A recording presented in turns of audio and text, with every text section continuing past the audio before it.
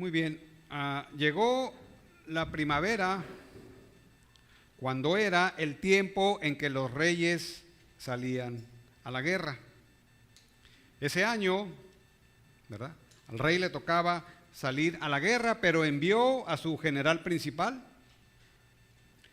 a sus siervos y a todo el pueblo a pelear esa batalla. Y luego viene una anotación muy interesante: pero el rey se quedó en Jerusalén. Entonces, en una narración eso es bien importante, esa anotación, pero el rey se quedó en Jerusalén. Y sucedió que al atardecer, este rey, el rey David, se levantó de su lecho y se paseaba, como cualquiera de nosotros pudimos habernos paseado, ¿verdad? Se paseaba ahí en el techo de su casa y de repente fija la vista en un objetivo. Y ese objetivo era una mujer. La Biblia la describe como una mujer hermosa, de buen parecer, de buen ver. Y bueno, empieza una lucha, una batalla en el corazón de este famoso rey David. Y entonces el impulso de su corazón hace que vaya uno de sus siervos y le pregunte: ¿quién es esta mujer?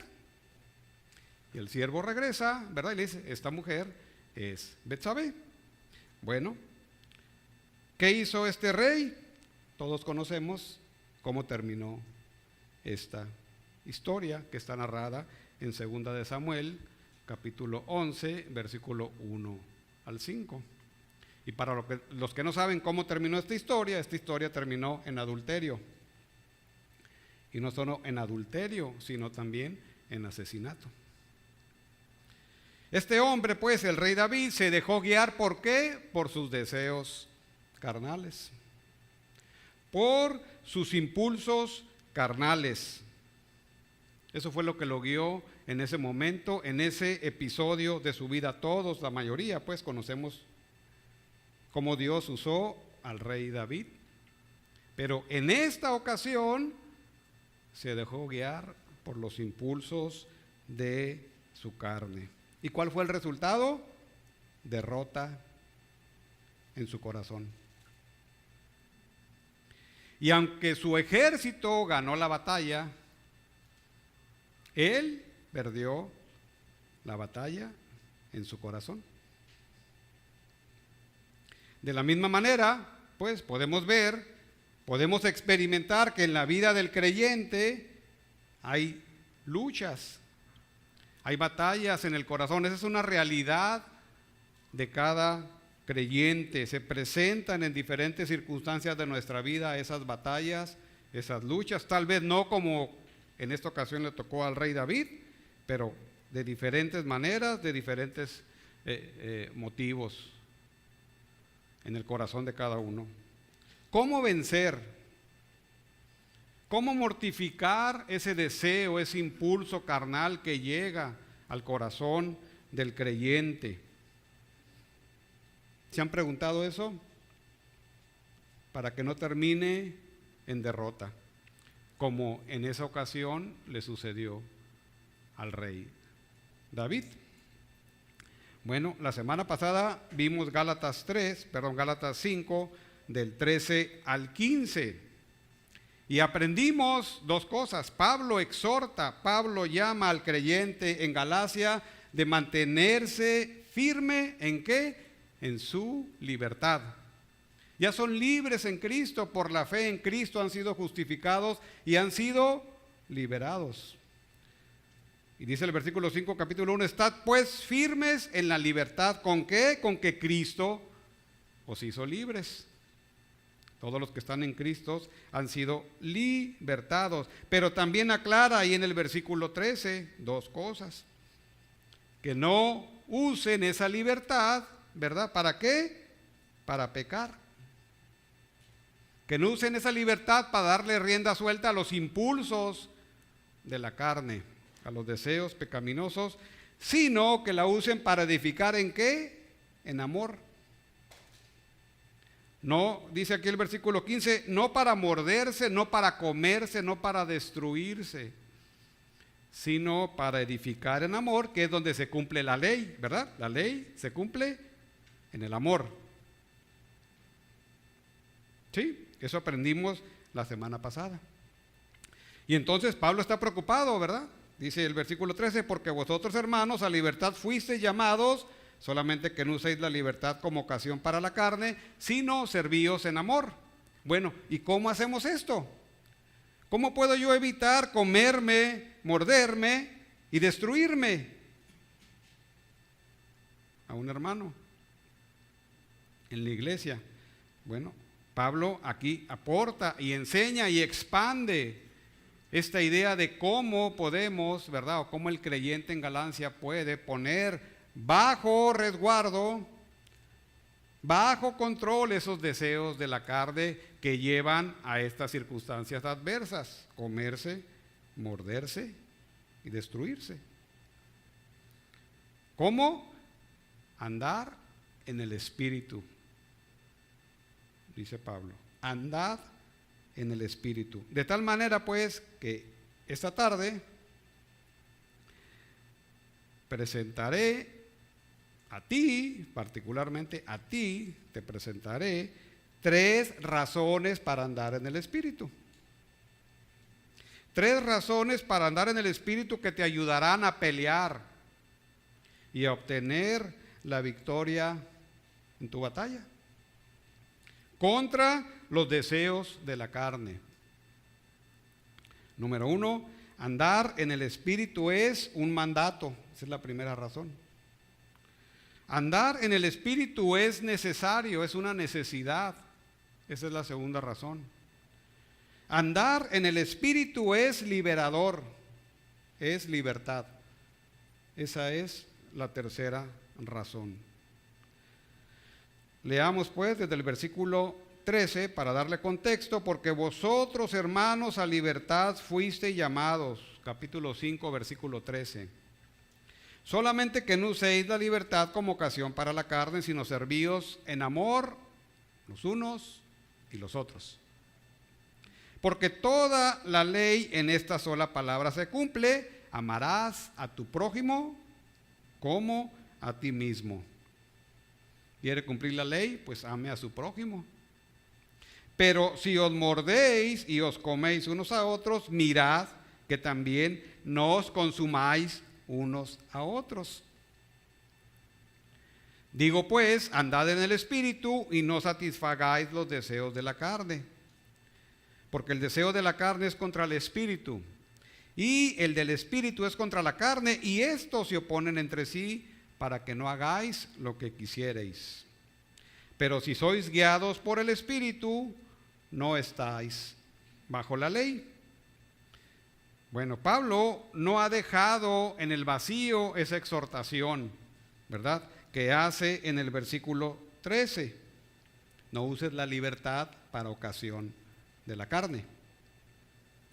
Sabe que habrá luchas en el creyente, sabe que habrá batallas que pelear, y es por eso que los exhorta en este versículo 16 a seguir adelante, pero no en sus propias fuerzas,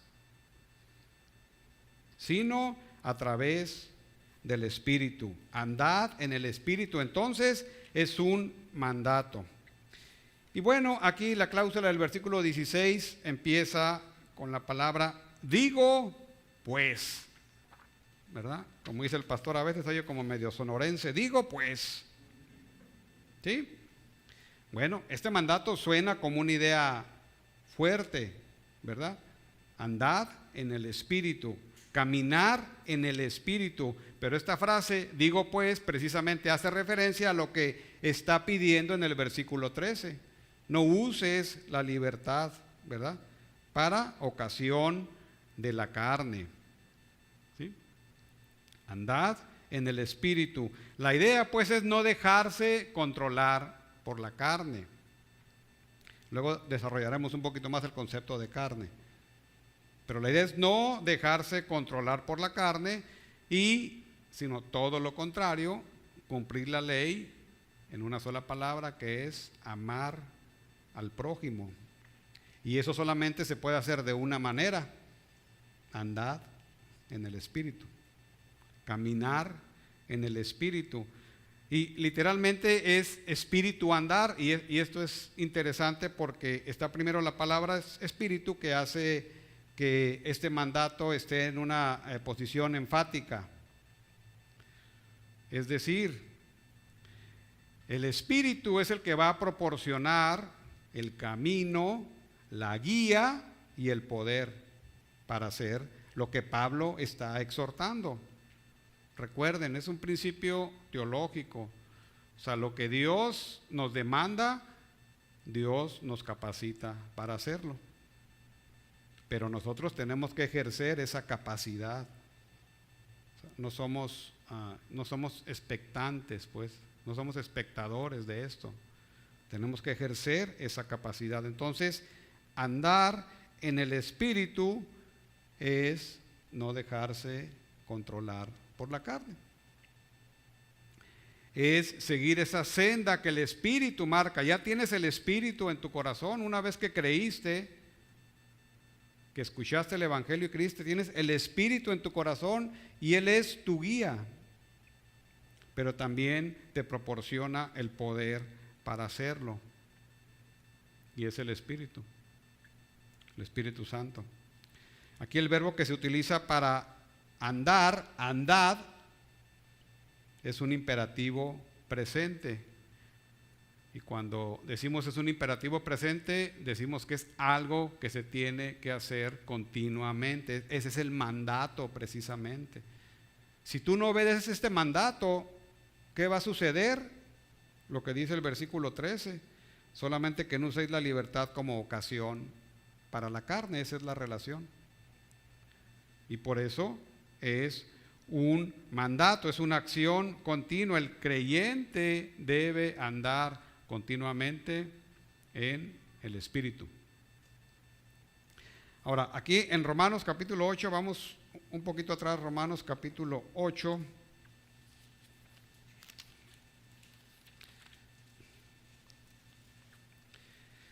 Versículo 1, recuerden que Romanos lleva una sucesión, capítulo 6, capítulo 7, capítulo 8, capítulo 6 estás muerto al pecado, capítulo 7 tienes una lucha y capítulo 8 tienes la solución, es el Espíritu. ¿Sí? Esa es la misma idea aquí. El versículo 8.1 dice, ahora pues ninguna condenación hay para los que están en Cristo Jesús, los que no andan conforme a la carne, sino conforme al Espíritu.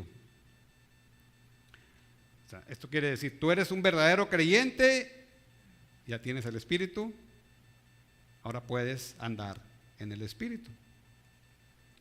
Más adelante ahí el versículo 4 del capítulo 8 dice, para que la justicia de la ley se cumpliese en nosotros, que no andamos conforme a la carne, sino conforme al Espíritu. Entonces es una idea similar de andar, de caminar bajo la guía, el poder del Espíritu Santo.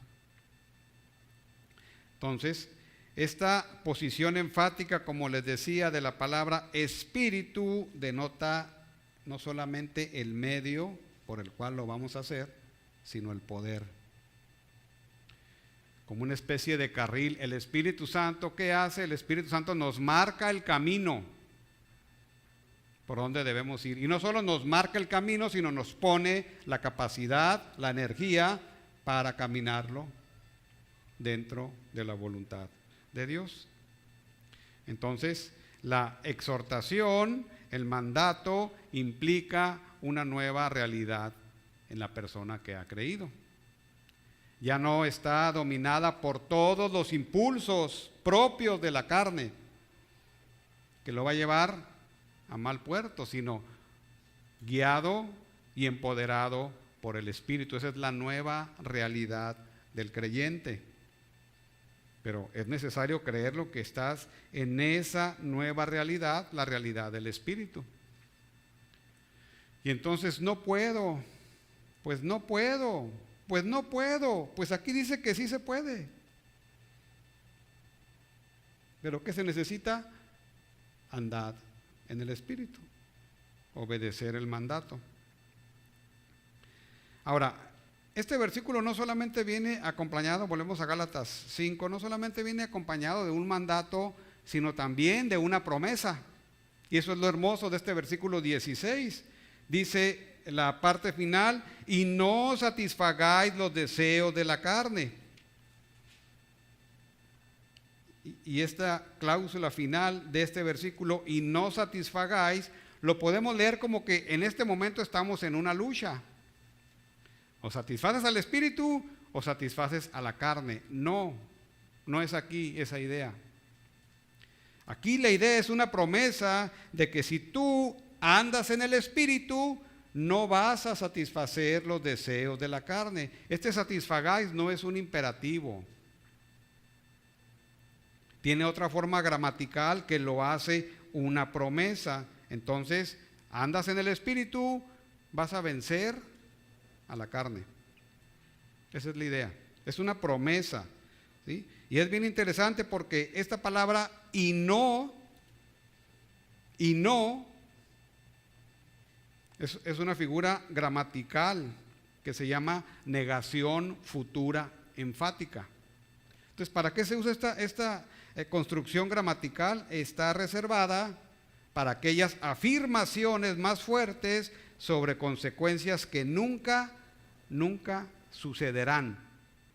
O sea, es decir, esta es la promesa, que si andas en el espíritu, tienes la capacidad y el poder para vencer los impulsos de la carne. No satisfagáis. No vas a completar, es la palabra satisfagáis, no completar, no lo vas a hacer, no lo vas a lograr, no va a ser hecho si andas en el espíritu. Entonces hay un mandato, pero también hay una promesa. Y aquí deseo también es interesante porque deseo realmente está en singular, y ese deseo marca una dirección, ¿verdad? Entonces, ¿cuál fue la dirección que siguió el rey David? La dirección de su impulso de la carne, ¿verdad? Y entonces, ¿qué sucedió? Lo llevó a obtener el fruto que viene del impulso de la carne, que Pablo más abajo en el pasaje habla. No satisfagáis los deseos de la carne. Entonces, aquí está la promesa: si andas en el Espíritu, en el camino del Espíritu, controlado por el Espíritu, obedeciendo al Espíritu, en el mandato de andar, caminar con el Espíritu, la promesa es: podrás vencer los impulsos de la carne. En la relación, en tu vida diaria. Bueno, hay que acotar que Pablo no está hablando de una vida perfecta sin pecado, ¿verdad? Porque se puede entender así. Porque en el capítulo 6 habla de que si alguien peca, ¿qué dice? Ve y restáurale con mansedumbre. Pero sí está diciendo que tienes la capacidad para hacerlo. Es diferente, ¿sí? Entonces, algo que es importante también, no estás llamado a ponerte en el lugar del Espíritu Santo. O sea, tú no vas a hacer la obra del Espíritu Santo, Él va a hacer la obra. Tú lo que tienes que hacer es que ponerte bajo su sombra, bajo su autoridad, bajo su poder, bajo el camino que Él marca, porque aquí en parte ese es el sentido. Andar es caminar, como si marcara dos carriles como en una carretera, y Él te va a ir diciendo: es por aquí, es por aquí, es por aquí. Si agarras el camino equivocado, que serían los impulsos de la carne, entonces la cosa ya no va a ir bien. Él marca el camino, pero también es nuestro poder, nuestra fuerza motriz. Andad en el Espíritu y no satisfagáis los deseos de la carne. Es un mandato acompañado de una promesa. Primera razón para andar en el Espíritu, caminar en el Espíritu. Ahora, el creyente debe cooperar con el Espíritu y caminar en él. ¿Por qué razón? porque va a haber oposición, como la experiencia que todos tenemos, ¿verdad? Los creyentes de Galacia tenían también esa experiencia. Va a haber oposición entre la carne y el espíritu. Entre las cosas de la carne que deleitan, ¿verdad? Que la carne exige, que clama, y las cosas espirituales. Y siempre digo el ejemplo más gráfico que se me ocurre, ¿verdad? Usted intente orar, ¿verdad? Intente orar. Y entonces va a conocer la carne en la experiencia propia. Digo, hay que orar, ¿verdad? Pero ¿cuánto nos cuesta orar? ¿Ha vivido esa experiencia alguna vez? Cuando menos una vez en toda su vida. ¿La ha vivido? A lo mejor algunos no, ¿verdad? Pero yo sí, ¿verdad? Entonces sé de experiencia propia que la carne se levanta. Puede haber otros factores, ¿verdad? El mundo, el diablo. Pero aquí estamos hablando de la carne. La carne quiere satisfacer otros deseos y no meterse ahí media hora o una hora a orar. Y esa es una realidad de nuestras vidas. Y hay que dar esa batalla de oración. Entonces, ¿por qué es necesario andar en el Espíritu? Es una segunda razón. Hay una necesidad. Hay una necesidad. Es necesario hacerlo. Porque hay una lucha. Versículo 17. Porque el deseo de la carne es contra el Espíritu. Y el del Espíritu es contra la carne. Hay una lucha. Cuando vienes a Cristo, es como cuando un esclavo sale, ¿verdad? Después de estar 30 años, 40 años bajo esclavitud, lo que sucedió sobre todo en el sur de Estados Unidos. O cuando un preso tiene 40, 50 años preso. Hay una película que refleja esto, ¿verdad? Que una persona que tiene como 50 años preso, a los 70 años lo dejan salir de la cárcel y va y se suicida. Porque él ya no sabía lo que era vivir en libertad. No sabía qué hacer. O sea, fue un choque para él. Y terminó suicidándose. Y luego sale otro, bueno, ese otro se puso más listo, ¿verdad? Tenía una esperanza, tenía una ayuda. Y recurrió a esa ayuda y salió adelante, una persona mayor también. Entonces, cuando uno viene a Cristo, a veces sucede que traes esos deseos, esos impulsos de tu vida anterior y ahí están. Y cuando vienes a Cristo, que viene el Espíritu Santo, viene como un choque. ¿Ya no quieres hacer lo de antes? ¿O sí? Ya no. Pero hay luchas ahí, hay batalla ahí, algunos más, algunos menos. Y entonces, conforme vas creciendo, ¿verdad? Conforme el Espíritu te va santificando, esas luchas van quedando cada vez más atrás. O sea, eso es lo que está describiendo aquí Pablo en el versículo 17 en parte. Hay esa lucha entre la carne y el Espíritu. Ahora, si eres un creyente maduro y sigues teniendo las mismas luchas que al principio, pues algo está pasando. A lo mejor no eres tan maduro, ¿verdad? Como uno cree. Está refiriendo a la santificación progresiva, pues, ¿verdad? Esa obra que el Espíritu Santo hace en nosotros, que en términos muy sencillos es cada vez alejarte más del pecado y acercarte más al carácter de Cristo. Pero en ese proceso viene esa lucha entre el impulso, el deseo de la carne y el deseo del Espíritu, que son contrarios. Por eso es necesario andar en el Espíritu, porque hay una lucha y la batalla es a veces fuerte. Regresemos un momentito ahí a Romanos capítulo 7, que es una descripción bastante gráfica de esa lucha. Romanos 7, versículo 14, dice la palabra: porque sabemos que la ley es espiritual, mas yo soy carnal, vendido al pecado. porque lo que hago no lo entiendo, pues no hago lo que quiero, sino lo que aborrezco, eso hago. Y si lo que no quiero, esto hago, apruebo que la ley es buena, de manera que ya no soy yo quien hace aquello, sino el pecado que mora en mí. O sea, hay algo remanente en la vida del creyente, que cuando viene al Señor, cuando crece, y mientras más crece, tiene más sensibilidad al pecado.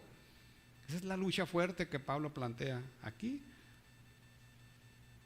Una convicción espiritual tan profunda de Pablo, que plasma esa lucha aquí en el capítulo 7 de Romanos. Pero ¿cómo termina el asunto? En victoria, gracias doy a Dios, versículo 25, por Jesucristo, Señor nuestro, así que yo mismo en la mente sirvo a la ley de Dios, mas con la carne a la ley del pecado. Entonces Pablo está planteando que el Espíritu Santo es el medio, es el agente por el cual vas a tener victoria.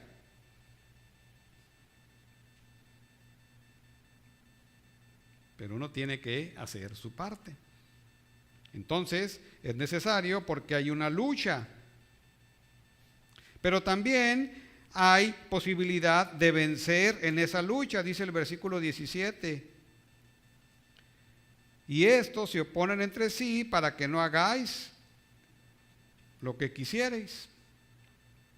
Y a decir verdad, este versículo, esta parte final, esta cláusula final de este versículo está en medio de un debate, ¿verdad?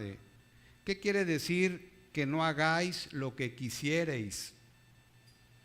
Bueno, queremos hacer lo que el Espíritu nos dicte que hagamos. No queremos hacer lo que la carne o los impulsos de la carne nos lleve o nos quiera llevar a hacer.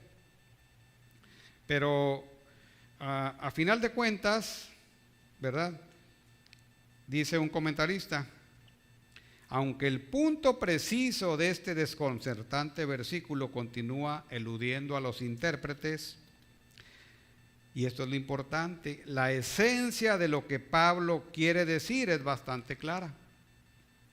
El antagonismo mutuo entre la carne y el espíritu no termina en un punto muerto. El espíritu es el vencedor, y si nos rendimos al espíritu, encontraremos que nosotros mismos triunfaremos sobre la carne. O sea, cuando uno trata de profundizar en el versículo, llega uno y se atora un poquito, ¿verdad?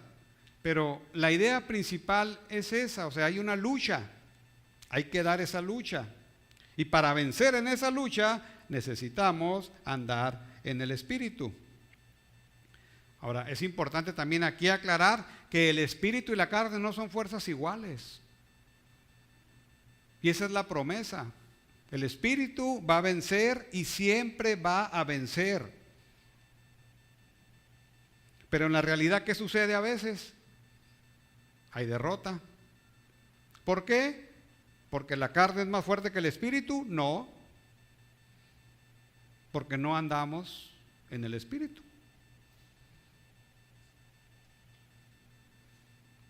Ahora, ¿cómo aplicas esto? Nosotros aquí, para los que no saben, en la iglesia llevamos un curso que le llamamos prematrimonial para las parejas que desean, ¿verdad? Iniciar un proceso para casarse. Pre quiere decir que a lo mejor sí, a lo mejor no. Prematrimonial. Porque de eso se trata, ¿verdad? El curso que hacemos. Entonces le llamamos prematrimonial. Y ese libro que llevamos es un libro que se llama Cuando pecadores dicen acepto, de Dave Harvey. Y revisando algunos comentarios, un autor cita esta parte del libro que viene en los capítulos iniciales del libro, que a veces lo pasamos de largo porque prácticamente es el corazón del libro. Cuando dos pecadores dicen acepto, lo voy a citar. Dice, si su luna de miel ya es una memoria distante y su matrimonio ha perdido algo de su ardor y chispa, considere esto. ¿Qué se abandona la idea de que los problemas y las debilidades de su matrimonio son causados por una falta de información, por una declaración o comunicación? ¿qué si usted viera sus problemas como realmente son? Aquí está el meollo del asunto. Causados por una guerra dentro de su propio corazón. O sea, el problema no es el otro, dice este autor. El problema es, ¿cuál? Tu propio corazón, la batalla que tienes en tu propio corazón. Y es una manera de ilustrar esa lucha que hay, que Pablo relata aquí en el versículo 17. Si ese matrimonio anda en la carne, seguido por los impulsos de la carne, ¿qué va a pasar?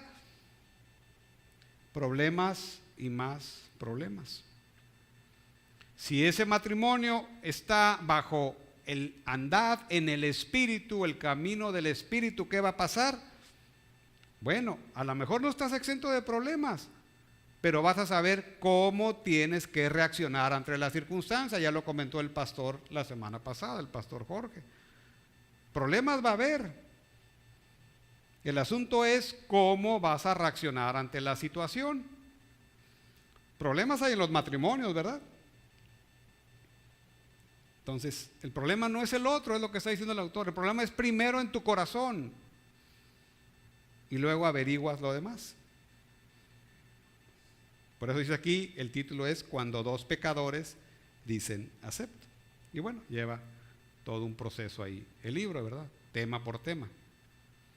Pero ilustra lo que Pablo está enseñando aquí, esa batalla que hay.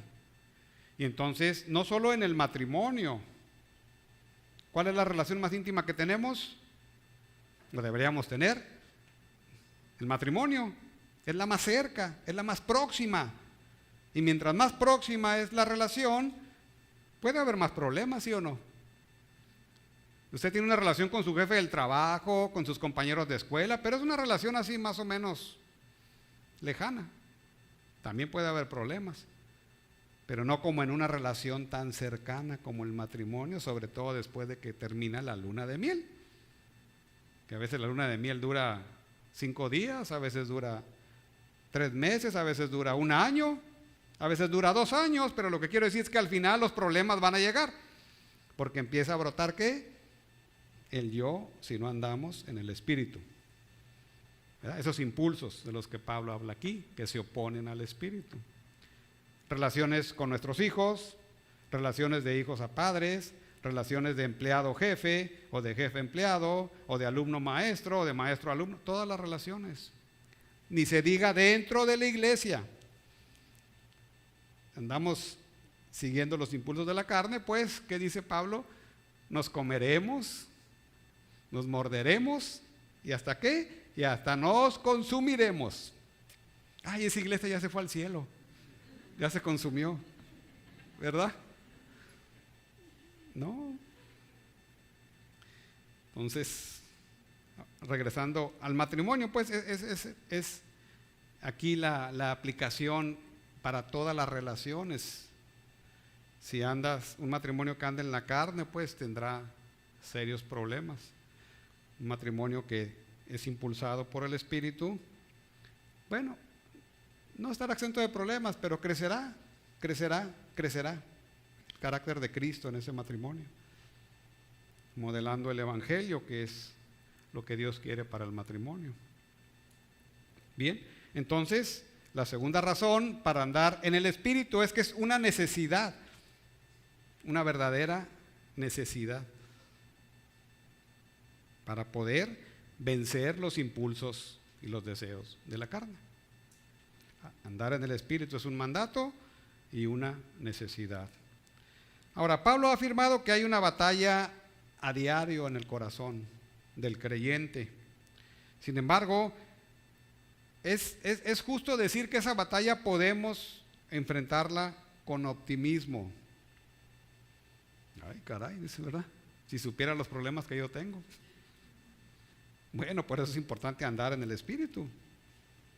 Podríamos enfrentarla con optimismo, porque si caminamos como Dios dice, puede llevar a buen término a pesar de la circunstancia que puede estar viviendo en este momento. si es guiado por el camino del Espíritu, y es donde necesitamos ejercitar nuestra fe. Como el Señor te dice.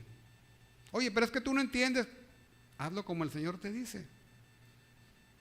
Aunque a veces nos creemos más sabios que el Señor, ¿verdad?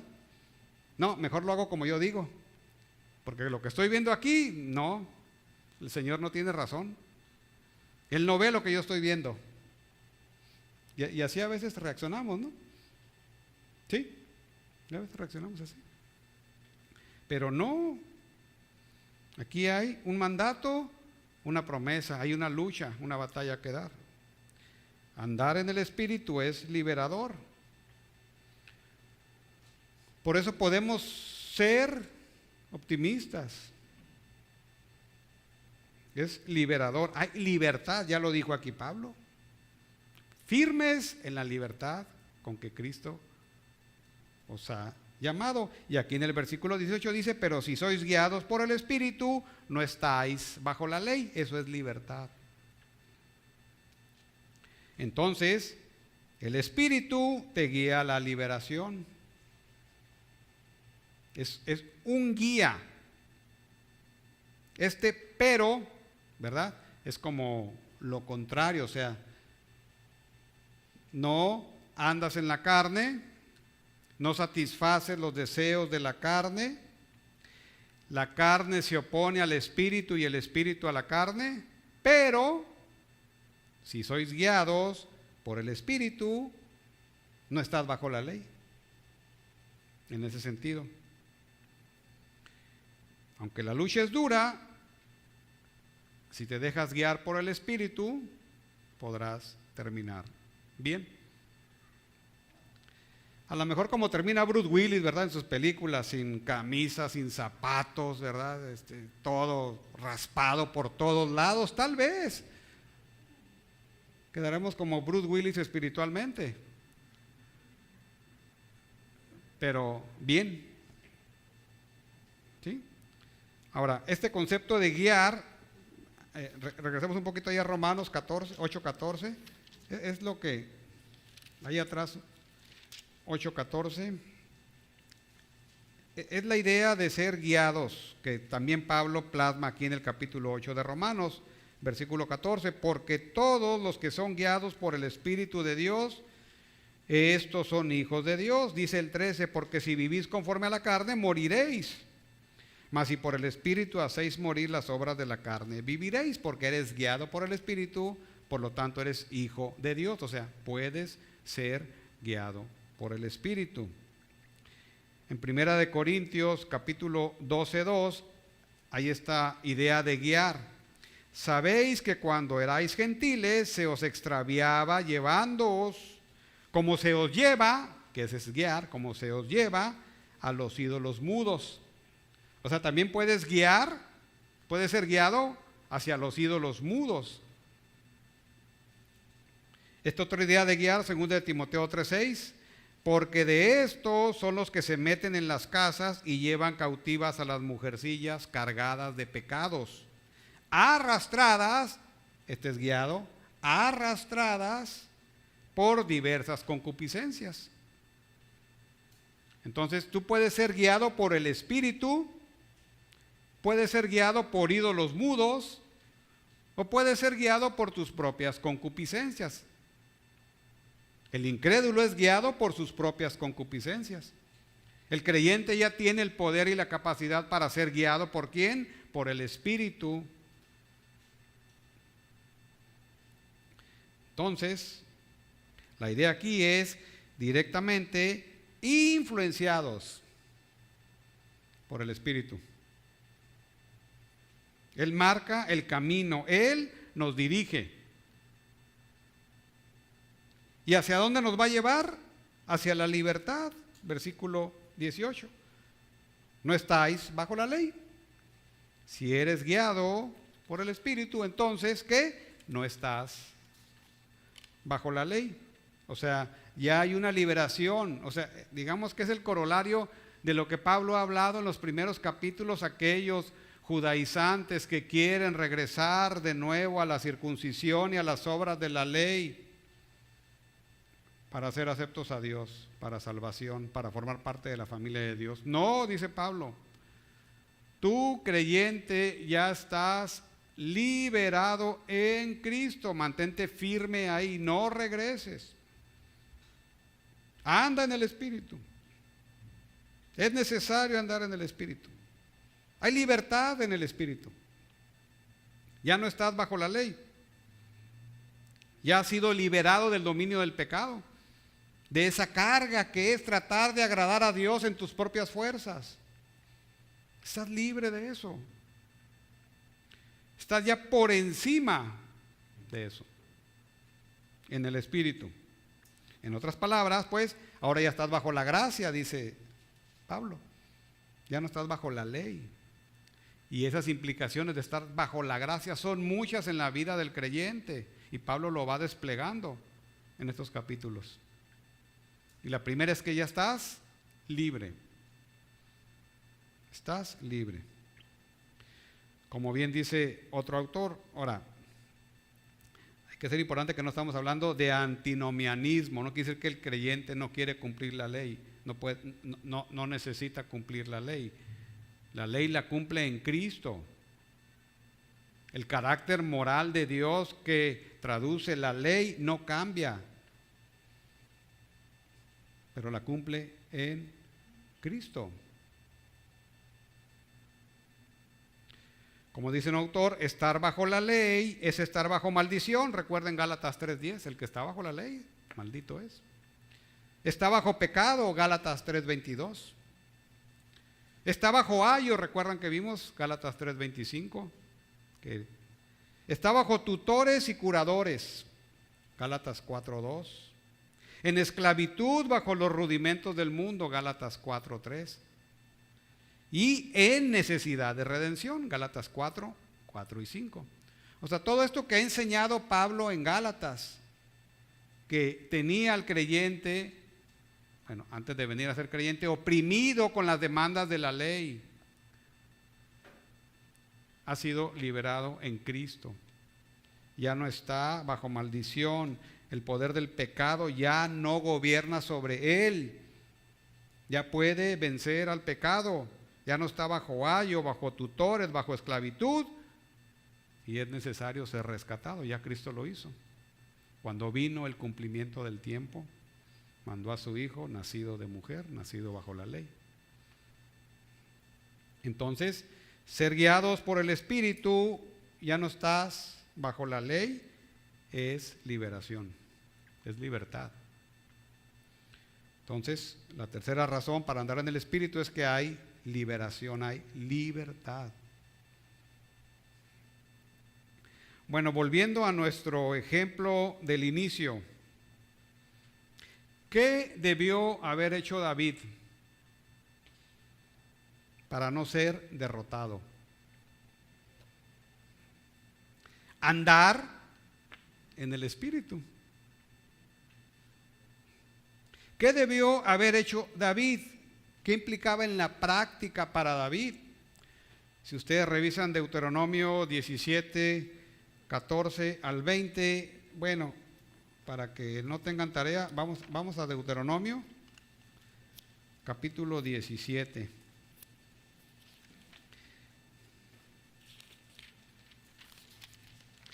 Ahí al principio de la Biblia, dice el versículo 17. Recuerden que Deuteronomio es lo que se llama también como segunda ley. Son las últimas instrucciones que Moisés le está dando al pueblo de Israel antes de entrar a la tierra prometida, y les está diciendo todo lo que deben de hacer a esta segunda generación que va a entrar a la tierra prometida. Todas las instrucciones necesarias para que vivan como el pueblo de Dios. Eso es lo que hace Deuteronomio. Y bueno, los reyes no son la excepción. El capítulo 17, versículo 14, le habla a los reyes. Dice el versículo 14, cuando hayas entrado en la tierra que Jehová tu Dios te da, y tomes posesión de ella y la habites, y digas, pondré un rey sobre mí, como todas las naciones que están en mis alrededores. Ciertamente pondrás por rey sobre ti al que Jehová tu Dios escogiere. De entre tus hermanos pondrás rey sobre ti. No podrás poner sobre ti a hombre extranjero que no sea tu hermano. Pero él no aumentará para sí caballos, ni hará volver al pueblo a Egipto con el fin de aumentar caballos. Porque Jehová os ha dicho, no volváis nunca por este camino. Esa es la dirección del Espíritu, ¿verdad? Andar. Jehová marca el camino. Ni tomará para sí muchas mujeres. ¿Qué hacían los reyes? Para que su corazón no se desvíe, ni plata ni oro amontonará para sí en abundancia.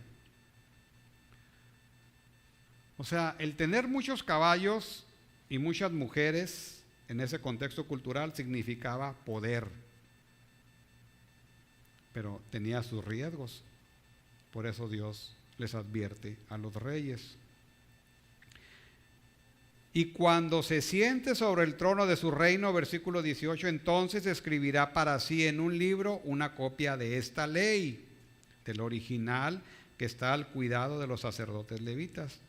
Y lo tendrá consigo y leerá en él todos los días de su vida para que aprenda a temer a Jehová su Dios, para guardar todas las palabras de esta ley y estos estatutos, para ponerlos por obra.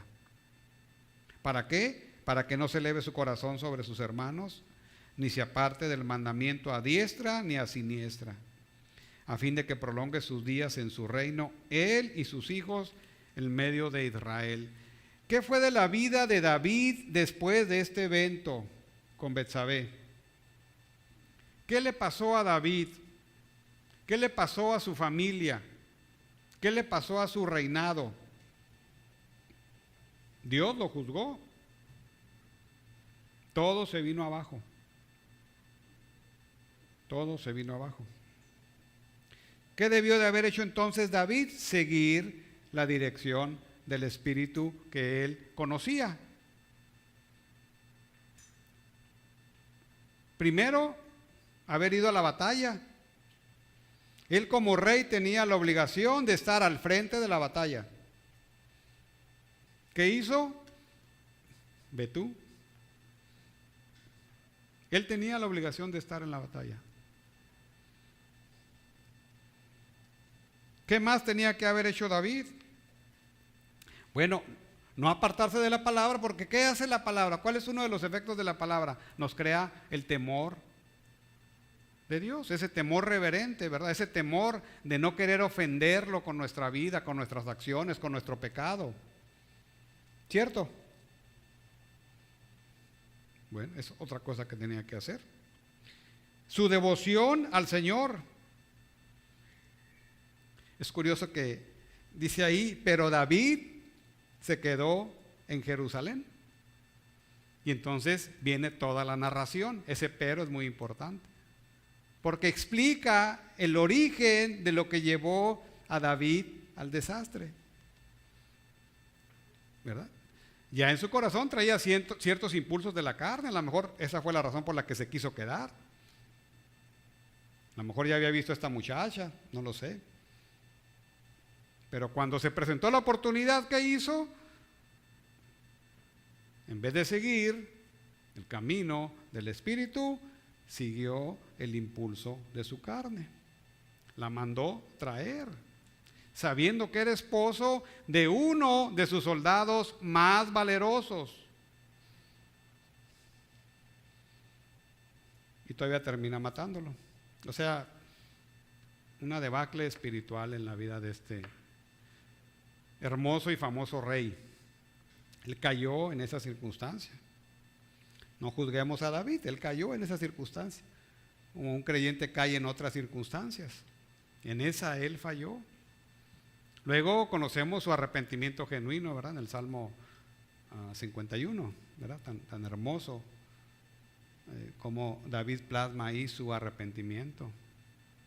Enseñando el Salmo 51 que puedes pecar, o sea, caes en pecado, pero Dios es misericordioso para perdonarte. Él quiere que vayas sabiendo que puede perdonarte. Entonces, en resumen, ¿qué hizo David? Siguió los impulsos de su carne. Ahora, otro autor resume este pasaje, dice: David había alcanzado la cima de su carrera. David estaba en el clímax, distinguiéndose de múltiples formas. Pero muchas veces los tiempos más peligrosos de nuestra vida, aquellos en los que somos más propensos al error, son los momentos en que todo parece marchar como deseamos, cuando todo está bien. Cuando la vida es dura y luchamos por sobrevivir, Dios no está lejos de nuestros pensamientos. Qué realidad, ¿verdad? Pero cuando nos va bien, es cuando estamos más propensos a caer, o sea, podemos estar más vulnerables. Al quedarse en Jerusalén mientras sus tropas salían en campaña, David se permitió el ocio y la complacencia y tenía demasiado tiempo libre en sus manos. Dejó su devoción a Dios. No sé qué tanto tiempo tenía libre en sus manos, ¿verdad? ¿Qué tanto ocio? No lo sé. Lo que sí sé es que siguió los impulsos de su corazón y eso lo hizo caer en pecado. Entonces usted lee, a partir de ahí la vida de David empieza a declinar. Así, vertiginosamente empieza a declinar la vida de David, hasta que Dios lo llama y lo recoge. Bueno, pues este es un buen ejemplo. Es un buen ejemplo, es un ejemplo muy gráfico de lo que es seguir los impulsos de la carne, del cual es necesario aprender. A lo mejor no vamos a tener esa tentación que tuvo David, tendremos otro tipo de tentaciones, otro tipo de luchas, ¿verdad? Que Dios nos guarde. Pero la pregunta es, ¿qué impulso vas a seguir? Bueno, ¿y cómo es eso de andar en el Espíritu? Bueno, díganme un tema y le diré cómo es andar en el Espíritu. Y empezamos por el matrimonio. ¿Cómo es andar en el Espíritu? O sea, no es tan complicado, pues. En el matrimonio, ¿cómo es andar en el Espíritu? Ame a su esposa sacrificialmente. Respete a su marido. Por si no lo saben, algo fundamental, y por eso lo dice la Biblia, es que el marido necesita respeto. Enfatizo, necesita respeto. Usted le puede hablar 1000 cosas bonitas, pero el marido necesita respeto. Entonces, si no hay eso, ya no hay andar en el Espíritu. La mujer necesita amor sacrificial, por eso dice la palabra, ¿verdad? El marido necesita atender todas las necesidades de su mujer antes de las suyas propias, dar su vida por ella en todos aspectos. Si le gusta hablar mucho, pues hable con ella o déjele hablar. Que luego sucede, ¿verdad? Es bonito cómo las mujeres platican. Bueno, pero aunque pareciera gracioso, es una necesidad que ellas tienen. Y si no la deja hablar o platicar con ella, es una necesidad que no se está atendiendo. O sea, así es. ¿Verdad, mujeres? ¿Qué huele? No, lo que pasa es que son cosas que pasamos por alto a veces, ¿verdad? Bien, eso es andar en el Espíritu, en el matrimonio, por ejemplo. ¿Quiere ir de compras? Pues acompáñela, que vaya de compras. Sí, en serio. O sea, los varones luego, pues no nos gusta, realmente. Somos muy prácticos, muy pragmáticos. Pero el simple hecho de que usted acompañe a su esposa de compras, aunque a usted no le guste, El simple hecho está cumpliendo una necesidad. O sea, son pequeñas cosas. Son pequeñas cosas que alimentan la relación. Hay otras más profundas, obviamente, ¿verdad? Pero estoy hablando que a eso es. Eso es lo que Dios quiere, güey. Ande en el Espíritu. La relación con los hijos, con el trabajo, ¿cómo dice la Biblia? Con el gobierno, ¿cómo dice la Biblia? O sea, ya nos ha marcado el camino. Lo que necesitamos, ¿qué es hacer? Ponernos a un lado del Espíritu y decirle, ok, guíame. Guíame cómo quieres que lo haga. Guíame, ponme el carril para caminar contigo en este asunto. Eso es lo práctico de esto. O sea, no es complicado, no es difícil entenderlo, ¿verdad? No es así como algo místico, muy espiritual, solo para los supermanes espirituales o las superchicas espirituales. No, es para todos y es muy práctico. Ahora, en la medida que usted aprenda la palabra de Dios, y no solo la aprenda, sino la obedezca, como dice Efesios 5, ¿verdad? Sed llenos del Espíritu. Usted está lleno del Espíritu, usted va a ser guiado por el Espíritu. Y eso es donde a veces fallamos, que no somos llenos del Espíritu. Entonces, en donde entran en juego, pues, en parte las disciplinas espirituales para poder lograr esto. Bien, entonces, andar en el Espíritu es el único camino que va a ayudarnos a tener victoria en las batallas de la vida diaria como creyentes y como iglesia, porque aquí en la visión de Gálatas hay un sentido corporativo, que más adelante va tocándolo, pero hay un sentido corporativo. ¿Qué es corporativo? Es la iglesia. La iglesia necesita andar, caminar en el Espíritu. ¿Qué está en juego? Pues el testimonio. Y no es nada más el testimonio, es la gloria de Dios a través de su iglesia. Bien, entonces, 3 razones para andar en el Espíritu. Es un mandato, es una necesidad y hay liberación. Bien, pues oremos. Padre, gracias te damos de nuevo, porque hemos aprendido algo fundamental para nuestra vida, no solo personal, Señor, sino de nuestra iglesia. Ese mandato que es andar en el Espíritu, Señor, acompañado de esa preciosa promesa. Tú nos ayudas, nos das victoria en ellos si obedecemos este mandato.